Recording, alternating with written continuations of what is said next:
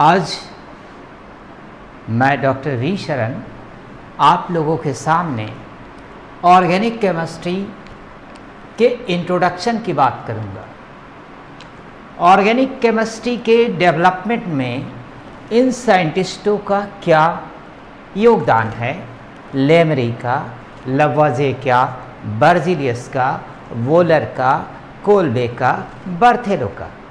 सबसे इम्पॉर्टेंट बात ये कि ऑर्गेनिक केमिस्ट्री वर्ड का मीनिंग क्या है।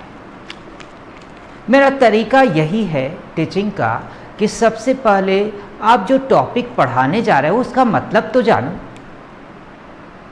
कुछ बच्चे कहते हैं study of compounds of carbon, ठीक है, तो क्या CO2 ऑर्गेनिक कंपाउंड है? क्या CO2 ऑर्गेनिक कंपाउंड है? क्या CO ऑर्गेनिक कंपाउंड है? क्या Na2CO3 ऑर्गेनिक कंपाउंड है? जवाब मिलेगा नहीं। जवाब मिलेगा नहीं, ये ऑर्गेनिक कंपाउंड नहीं है। तो फिर ऑर्गेनिक कंपाउंड नहीं है तो निश्चित रूप से ये ऑर्गेनिक केमिस्ट्री में नहीं आएगा। तो सबसे इंपॉर्टेंट बात कि पहले ये जाना जाए what is the meaning of organic chemistry. तो ऑर्गेनिक वर्ड ऑर्गन से आया। The word organic is derived from the word organ. Organ word से ऑर्गेनिक वर्ड डिराइव हुआ।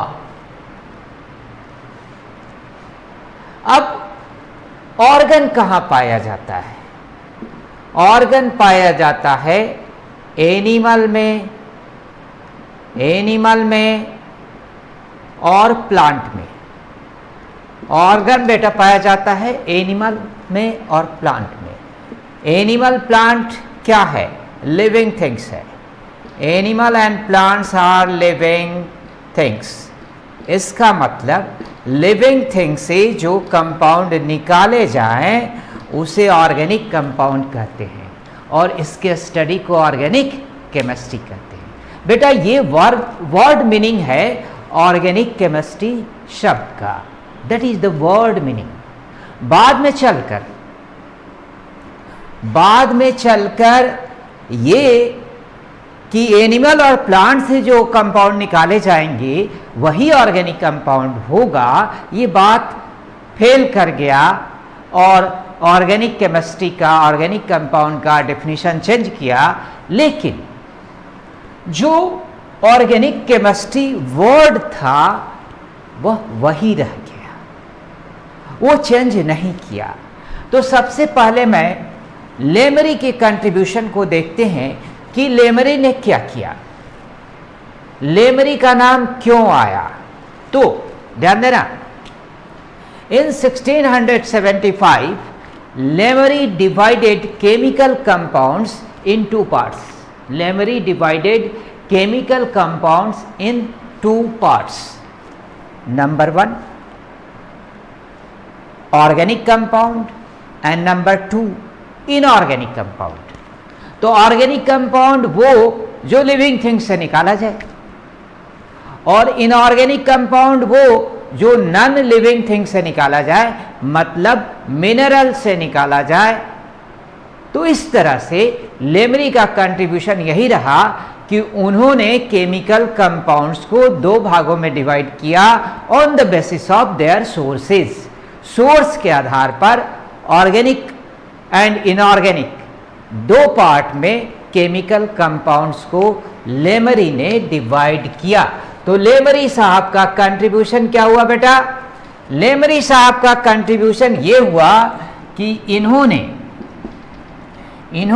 केमिकल कंपाउंड्स को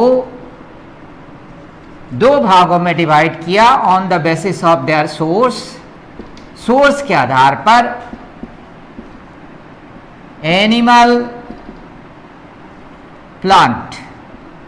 एनिमल और प्लांट से निकाले जाने वाले कंपाउंड्स को जिसमें लिविंग थिंग्स है मतलब दोनों मिला दो तो लिविंग थिंग्स है, उसे ऑर्गेनिक कंपाउंड इन्होंने कहा।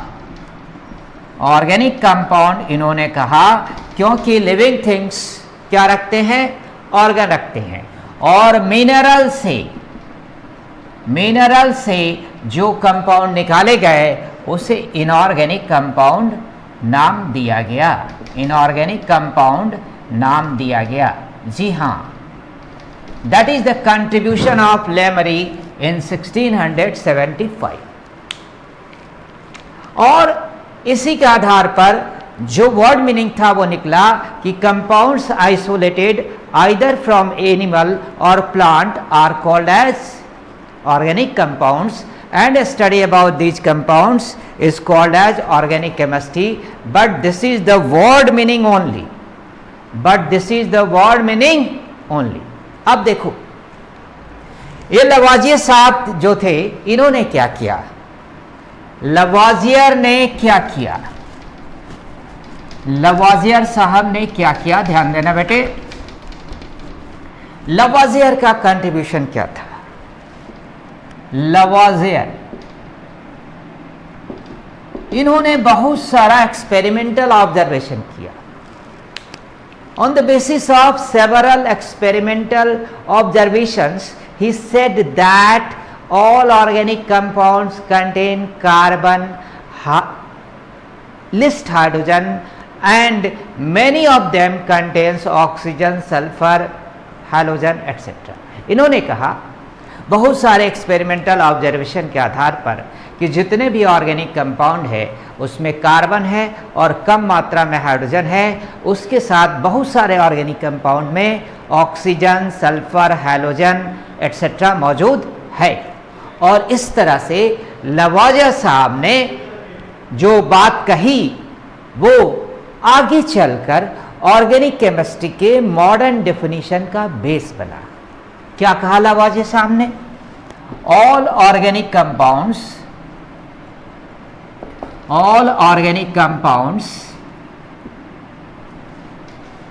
Contain carbon with least hydrogen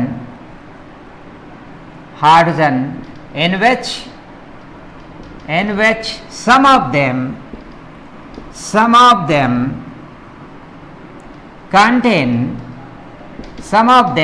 contain oxygen, sulfur, halogen etcetera. बेटा सभी ऑर्गेनिक कंपाउंड में क्या है, कार्बन है और लिस्ट मात्रा में हाइड्रोजन है, in which some of them contains oxygen, sulphur, halogen etcetera. CH4 organic compound है। प्लांट जब सड़ जाता है तो उससे गैस निकलती है जिसे कहते हैं मार्स गैस। जी हाँ, प्लांट से निकलने वाला गैस, प्लांट के सड़ने से निकलने वाला गैस मार्स गैस, यही मीथेन है। अब देखो जरा ध्यान से इनका स्टेटमेंट, कार्बन है, हाइड्रोजन है, तो क्या इनका कार्बन के साथ लिस्ट हाइड्रोजन वाला स्टेटमेंट सही है? तो आपको लगेगा कि नहीं, ये तो स्टेटमेंट गलत हो गया, इसमें कार्बन 1 है और हाइड्रोजन कितना है, 4 है। तो लवाजियर साहब ने जो कहा वह स्टेटमेंट गलत हो गया, ऐसा आपको लगा। बट जानते हो एक इंपॉर्टेंट बात, लवाजियर साहब को फादर ऑफ केमिस्ट्री कहा जाता है। लवाजियर साहब को फादर ऑफ केमिस्ट्री कहा जाता है। अब अगर आपके मन में थोड़ी सी ये बात आई होगी कि लवाजियर साहब गलत हैं, तो फिर आप सोचे होंगे कि भैया ये तो फादर ऑफ केमिस्ट्री हैं, इनकी बात कैसे गलत होगी। मैं कहूँगा कि गलत अगर है तो है। आप स्ट्रक्चर ऑफ एटम उठा के देखो, बहुत सारे एटम के मॉडल आए, बहुत सारे प्रिंसिपल आए और फिर कटते चले गए, फिर नया प्रिंसिपल आता चला गया। तो तो क्या लावाजे साहब गलत नहीं हो सकते हैं? हो सकते हैं। इसलिए अगर आपके मन में गलत आया है कि लावाजे साहब गलत है तो हैं, फादर ऑफ केमिस्ट्री हैं तो हैं, क्या हुआ? गलत तो गलत ही होता है। लेकिन आपने याद करो जो आपने पढ़ा था, percentage composition, empirical formula, molecular formula. तो परसेंटेज कंपोजिशन कैसे निकालते हो? मास के हिसाब से निकालती हो। इसका मास 12 है और 4 हाइड्रोजन का मास 4 है, टोटल मिलके हुआ 16, टोटल मिलके हुआ 16। तो बेटा आप ध्यान दो, टोटल मिलके हुआ 16।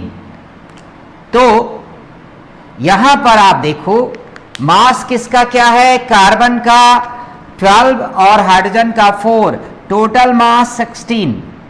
कार्बन का 12 और हाइड्रोजन का 4, टोटल मास 16। इसका मतलब कार्बन कितना है, 75% है और हाइड्रोजन कितना है, 25% है। तो जो इनका स्टेटमेंट था वो सही स्टेटमेंट था, गलत स्टेटमेंट नहीं था, क्योंकि परसेंटेज कंपोजिशन के हेल्प से बनता है एम्पिरिकल फॉर्मूला और एम्पिरिकल फॉर्मूला के हेल्प से बनता है क्या, मॉलिक्यूलर फॉर्मूला। तो इनका स्टेटमेंट सही है, इनका स्टेटमेंट गलत नहीं है।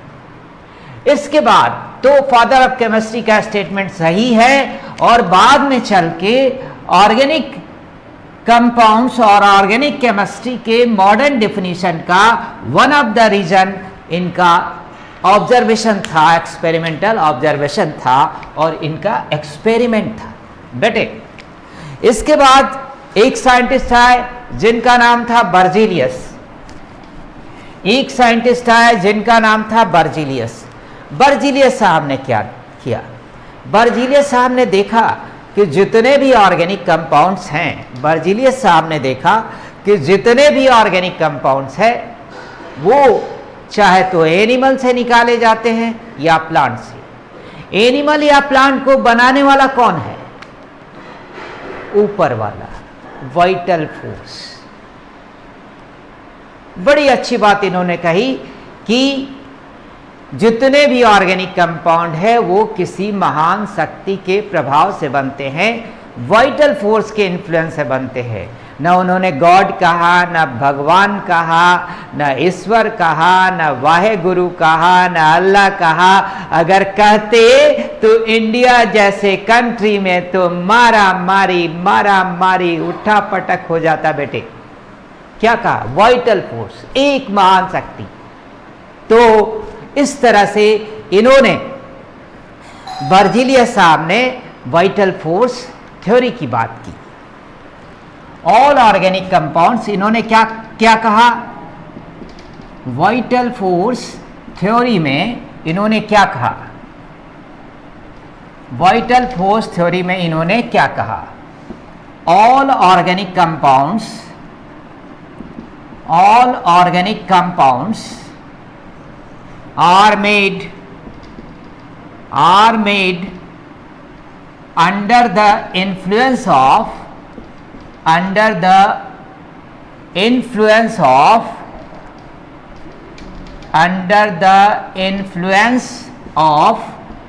vital force, and these cannot be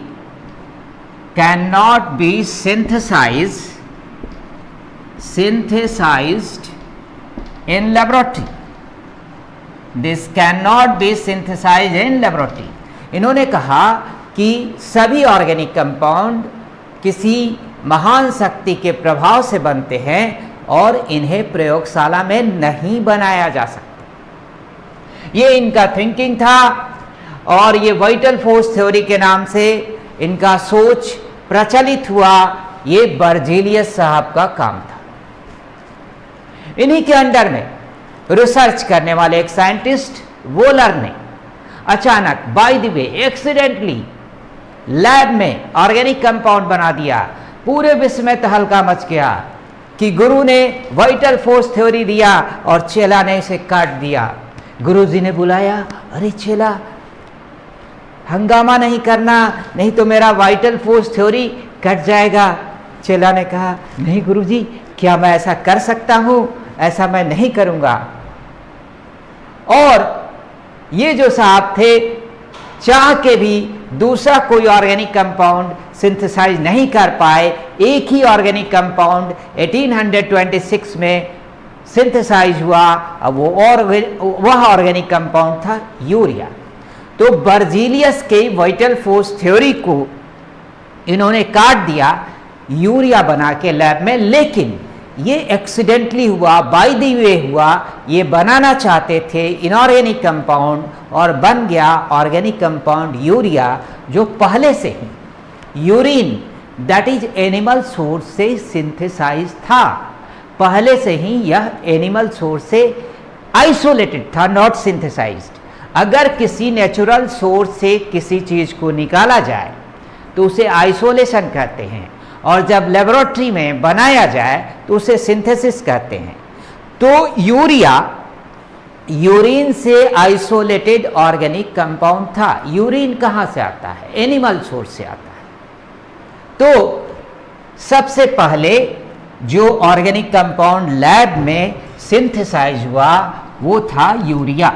तो बेटा वोलर साहब जो जर्मन साइंटिस्ट थे, उन्होंने क्या किया? लैब में यूरिया को सिंथेसाइज किया। लैब में यूरिया को सिंथेसाइज किया with the help of inorganic compound. जरा रिएक्शन देखिए। अमोनियम साइनेट बनाना चाहते थे ये with the help of potassium cyanate and ammonium sulphate. ध्यान देना,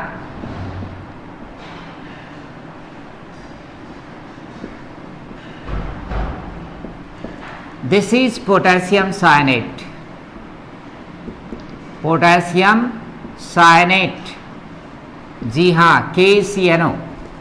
this is ammonium sulfate, ammonium sulfate बनाना चाहा था इन्होंने ये NH4CNO, ये बनाना चाहा था इन्होंने ammonium साइनेट।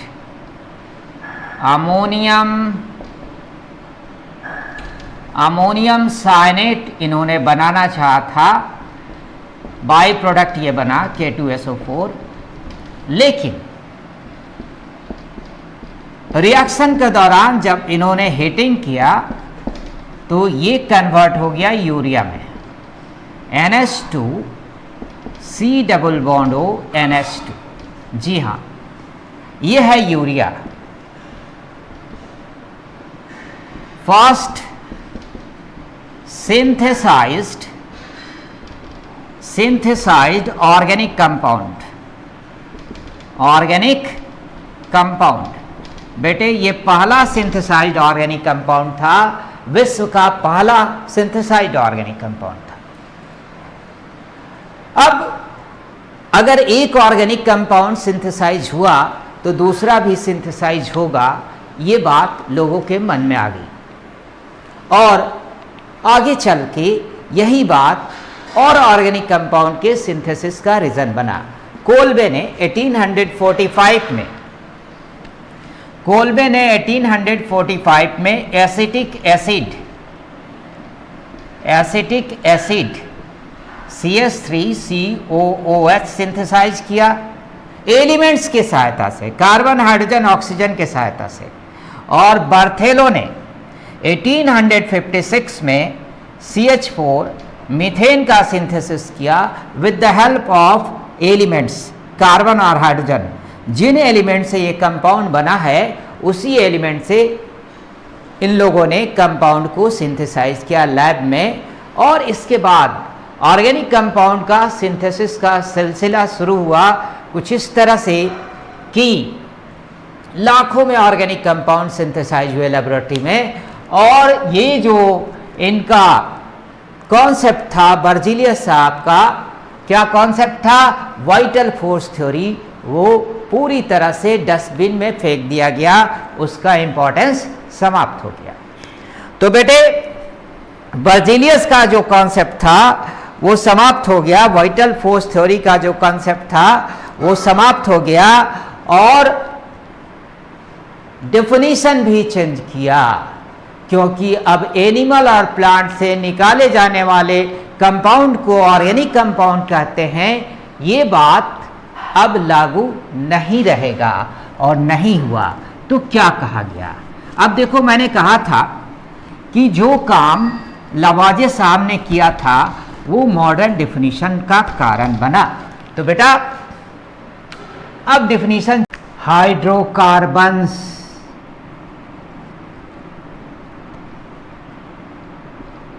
and their derivatives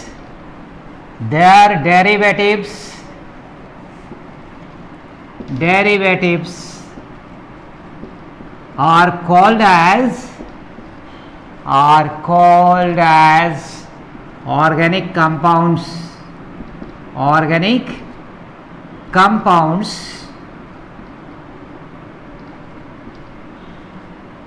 and a study about these compounds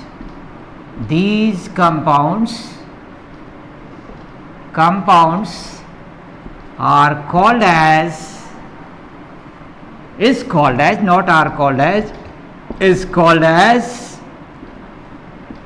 organic chemistry। ये लवाजे के स्टडी के आधार पर ये डेफिनेशन बना। हाइड्रोजन और कार्बन से बने कंपाउंड्स को ऑर्गेनिक कंपाउंड कहते हैं, और इसके स्टडी को ऑर्गेनिक केमिस्ट्री। और इसके साथ एक एडिशनल बात लगी हुई है, डेरिवेटिव्स, मतलब हाइड्रोकार्बन और उसके डेरिवेटिव, मतलब हाइड्रोकार्बन और उससे बने यौगिक, उससे डिराइव्ड कंपाउंड्स, इन सब को ऑर्गेनिक कंपाउंड कहते हैं, और इसके स्टडी को ऑर्गेनिक केमिस्ट्री। या इसका दूसरा डेफिनेशन भी दिया जा सकता है, और इसका दूसरा डेफिनेशन क्या है, ध्यान से देखना। और compounds of carbon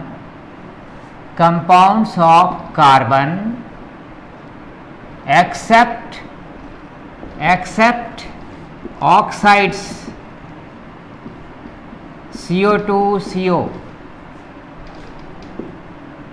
carbonates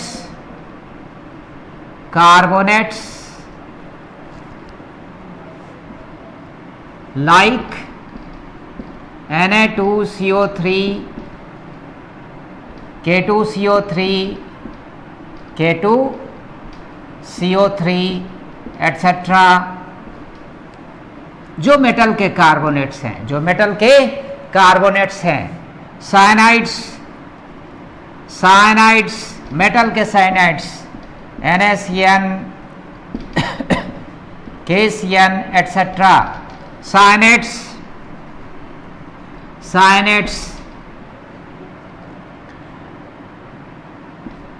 KCNO, NH4CNO etcetera, sulphide, ATC। तो कंपाउंड्स ऑफ कार्बन, लेकिन एक्सेप्शन ये सारे के सारे हैं, ये सारे के सारे क्या हैं, एक्सेप्शन है oxides, carbonates, cyanides, sulphides. Sulphide में क्या, ये देखो सल्फाइड में CS2 ATC are called as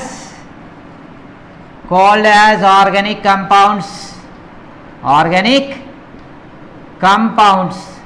बेटा इस तरह के कंपाउंड्स को कहा गया ऑर्गेनिक कंपाउंड्स, और इसके स्टडी को organic chemistry.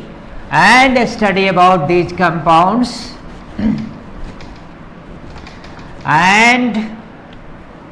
and a study about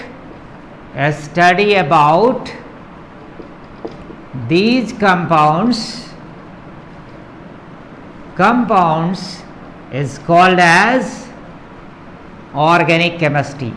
तो बेटा ये डेफिनेशन हुआ मॉडर्न डेफिनेशन। तो अगर आप कंपाउंड्स ऑफ कार्बन कहोगे तो एक्सेप्शन की बात करना नहीं भूलोगे। अगर आप एक्सेप्शन की बात नहीं करते हो तो फिर ये सारे तो इनऑर्गेनिक कंपाउंड है। अब सबसे इंपॉर्टेंट बात कि इंट्रोडक्शन में आप देखो कि ऑर्गेनिक कंपाउंड्स कहाँ मिलते हैं, कहाँ पाए जाते हैं।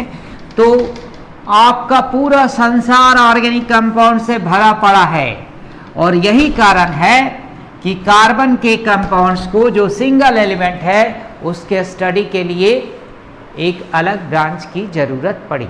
हमारे शरीर में ही देखो DNA, vitamins, proteins, carbohydrates etcetera etcetera are organic compound. हमारे सराउंडिंग में देखो कलर्स जो हैं, डाइज जो हैं, प्लास्टिक है, पॉलीथीन है, सिंथेटिक फाइबर्स है, टेरेलिन्स है, डैक्रॉन्स है, all these compounds are organic compounds. So many medicines are formed by organic compounds. तो बेटा हमारे चारों तरफ ऑर्गेनिक कंपाउंड ही कंपाउंड है। आज के डेट में more than 40 lakh organic compound synthesized है। इतना ज़्यादा ऑर्गेनिक कंपाउंड बनने के पीछे जो रीज़न है वो कैटेनेशन प्रॉपर्टी है कार्बन का। कैटेनेशन प्रॉपर्टी ऑफ कार्बन मतलब कार्बन का कार्बन के साथ कोवैलेंट बॉन्ड बनाना, सिंगल बॉन्ड बनाना, डबल बॉन्ड बनाना, ट्रिपल बॉन्ड बनाना, कार्बन का ब्रांच चेन कंपाउंड बनाना, कार्बन का साइक्लिक कंपाउंड बनाना, कार्बन का एरोमेटिक कंपाउंड बनाना। ये सारे रीजन्स